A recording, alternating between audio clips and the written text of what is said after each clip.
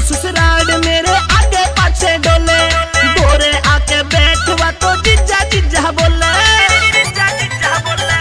जब पहुंचू ससुराल मेरे आगे पाछे डोले, बैठी रहवे पास मेरे जीजा जीजा बोले। मीठे मीठे बोला कि बुझार चाहिए, फिर साड़ा हो चाहे साड़ी सेवादार चाहिए, फिर साड़ा हो चाहे साड़ी सेवादार चाहिए।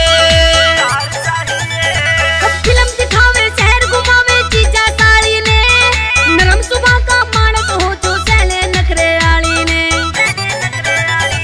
फिल्म दिखावे शहर घुमावे जीजा साली ने, नरम सुबह का मानस हो जो सहले नखरे आली ने। सही टाइम पे पाड़ दे तो जाना चाहिए, खुला खर्चा ठावे जो दिल आड़ा चाहिए, खुला खर्चा ठावे जो दिल आड़ा चाहिए।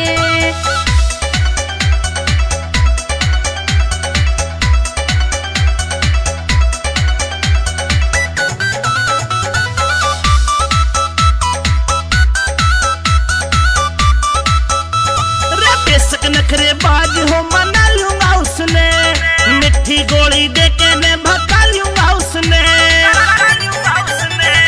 बेशक नखरे बाज हो